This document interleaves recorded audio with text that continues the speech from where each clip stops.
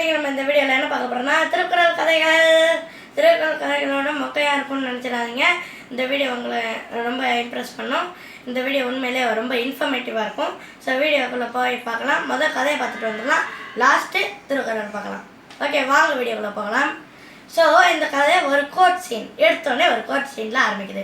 இந்த கோர்ட்டில் இருக்க யார் யாருன்னு பார்த்தீங்கன்னா, ஒரு ஜட்ஜி, ஒரு பிக் பாக்கெட்டுக்காரன், இன்னொருத்தர் அங்கே ஜட்ஜிக்கு போலீஸ் ஒருத்தர் இருக்கார். அப்போ இவங்க 3 பேரில் அந்த பிக் பாக்கெட்டுக்காரர்கிட்ட ஜட்ஜி கேட்குறாரு, ஏய் நீ என்ன தினம் இப்படியே பிக் பாக்கெட் அடிக்கிறது தான் உனக்கு வேலையா?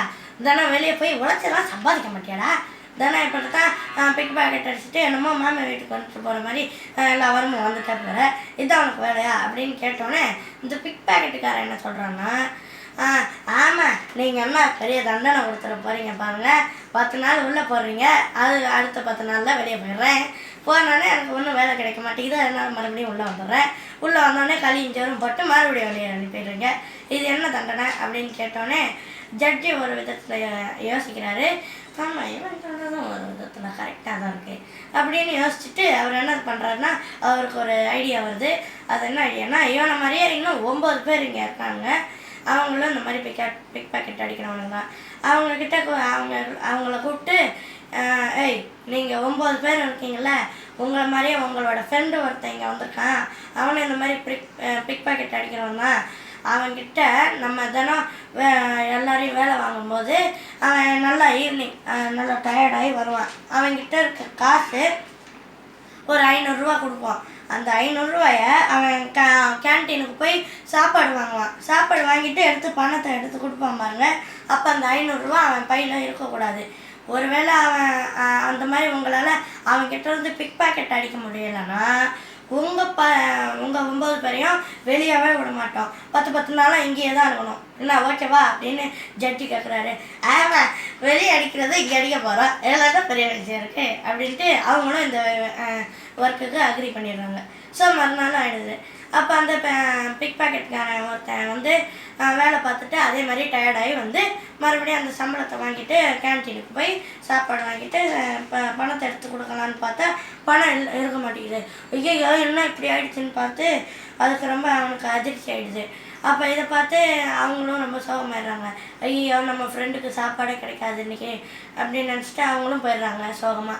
அப்போ அவங்க அந்த ஹோட்டல்காரங்கிட்ட போய் என்னென்னமோ சொல்லி பார்க்குறான்.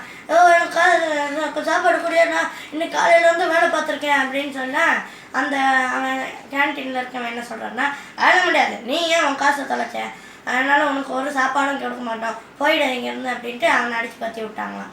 அதே மாதிரி 3 நாள் தொடர்ந்து அவனை பிக் பாக்கெட் அடிச்சுட்டு 3 நாளும் அவன் தொடர்ந்து பட்னியாக தான் இருக்கான். அப்போ 3ஆவது நாள் சரி பாவம் ஒரு தண்ணியும் கொஞ்சம் சோறும் கொடுப்போன்ட்டு தண்ணியும் சோறும் கொடுத்துட்டாங்க. அதை சாப்பிட்டு அதுக்கப்புறம் இன்னும் 3 நாள் ஆகிடுச்சு, 6 நாள் ஆகிடுச்சு, தொடர்ந்து பிக் பாக்கெட் அடிச்சுட்டே இருக்காங்க. அந்த 6ஆவது நாள் வந்து என்ன பண்ணுறாங்கன்னா வெறும் தண்ணி மட்டும் இன்றைக்கி கொடுக்குறாங்க. மறுபடியும் அதே மாதிரி 3 நாள் கடந்து போயிடுது. இன்றைக்கி தான் லாஸ்ட் டேக்கு முன்னாடி, அதாவது 10 நாளில் 9ஆவது நாளும் ஆகிடுது. அப்போ அந்த 9ஆவது நாள் ஆனப்போ இவனுக்கு எதுவுமே கொடுக்கல, சாப்பாடு தண்ணி எதுவுமே கொடுக்கல.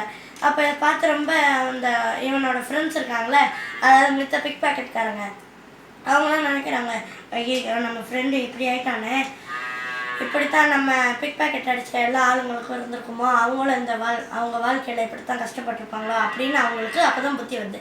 ஸோ மறுபடியும் அந்த 10ஆவது நாள் ஆகிடுது.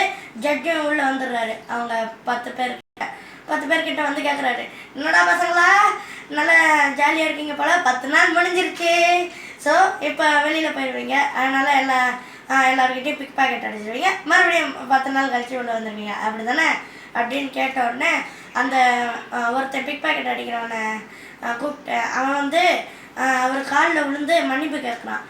இந்த மாதிரி நாங்கள் இனிமேல் பண்ணவே மாட்டோம், அது இப்போ தான் எனக்கு புத்தியே வருது, நான் பிக் பாக்கெட் அடித்தவங்களாம் எங்கேயாலும் அவங்க வாழ்க்கையில் எப்படிலாம் கஷ்டப்பட்டுருப்பாங்களோ, ஒருத்தனுக்கு கல்யாணம் நின்றுருக்கும், இன்னொருத்தனுக்கு அவங்க பிள்ளையோட படிக்கிற ஃபீஸ் கட்டாமல் போயிருக்கும், இந்த மாதிரி நிறைய வாழ்க்கையில் சிக்கல் ஏற்பட்டிருக்கும், அதனால் இன்றைக்கி தான் புரிஞ்சுக்கிட்டேன் அப்படின்னு அவனோட தப்பை உணர்ந்துட்டான்.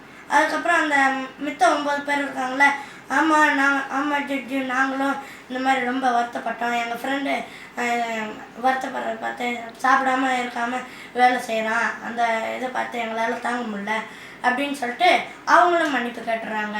ஸோ இதை பார்த்த ஜட்ஜி அப்போ தான் சரி நீங்கள் எல்லோரும் இப்போ போகலாம், இதுக்கப்புறம் நீங்கள் பிக் பாக்கெட்டை அடிக்கக்கூடாது அப்படின்னு சொல்லி அனுப்பிச்சிடாரு. அவங்களும் அதே மாதிரி அன்றைக்கி வந்து பிக் பாக்கெட்டை அடிக்காமல் இருக்காங்க. இப்போ திருந்தி வாழ ஆரம்பிச்சிட்டாங்க. ஓகே ஃப்ரெண்ட்ஸ், இப்போ நம்ம திருக்குறள் பார்த்துட்டு வரலாமா? ஓகே, திருக்குறள் என்னன்னா, தக்காங்கு நாடி தலை செல்லா வண்ணத்தால் ஒத்தாங்கு ஒருப்பது வேந்து. இதுதான் இந்த குறள். இதோட பொருள் என்ன அப்படின்னா, ஒருத்தன் தண்டனை செஞ்சுக்கிட்டே இருக்கான்னா, ஒருத்தன் தப்பு செஞ்சுக்கிட்டே இருக்கான்னா அவனுக்கு ஆமாம் இவன் தப்பு செஞ்சான்னா நான் என்னத்தைய பேருக்கு தண்டனை கொடுத்தேன் அப்படின்னு கொடுத்து அனுப்பியிருந்தா அவன் ஒரு சிறந்த தலைவன் கிடையாது. என்ன பண்ணணும்னா, ஒருத்தன் தப்பு செஞ்சுக்கிட்டே இருக்கான், திரும்ப திரும்ப அந்த தப்பை செஞ்சுக்கிட்டே இருக்கான்னா அவனுக்கு ஒரு தண்டனை கொடுக்குறோம்னா அந்த தப்பை அவன் திரும்ப அவன் வாழ்நாளில் செய்யவே கூடாது. அந்த மாதிரி ஒரு பெரிய தண்டனையை அவனுக்கு கொடுத்துடணும். அன்னையிலேருந்து அவன் திருந்தி வாழ ஆரம்பிக்கணும். அவனுக்கு எடுத்து இந்த மாதிரி பண்ணக்கூடாது அப்படின்னு உணர வைக்கணும். அதுதான் ஒரு சிறந்த தலைவனுக்கு அழகு. ஓகே ஃப்ரெண்ட்ஸ், இந்த வீடியோ உங்கள் எல்லாருக்கும், இந்த திருக்குறள் கதை உங்கள் எல்லாருக்கும் ரொம்ப பிடிச்சிருக்கும் நம்புகிறேன். இந்த வீடியோ உங்கள் எல்லாருக்கும் பிடிச்சிருந்தா லைக் பண்ணுங்கள். இந்த வீடியோ உங்கள் ஃப்ரெண்ட்ஸும் பார்க்கணும்னு நினச்சிங்கன்னா அவங்களுக்கு இந்த வீடியோ ஷேர் பண்ணி விடுங்க. மேலும் இதை போன்ற பல சுவாரஸ்யமான திருக்குறள் கதைகளை பார்க்க நம்ம சேனலை சப்ஸ்கிரைப் பண்ணிடுங்க. ஓகே ஃப்ரெண்ட்ஸ், மேலும் அடுத்த வீடியோவில் சந்திக்கலாம். அது வரைக்கும் கொஞ்சம் வெயிட் பண்ணுங்கள். Until then, tata, bye bye, see you, like, share, ring the bell.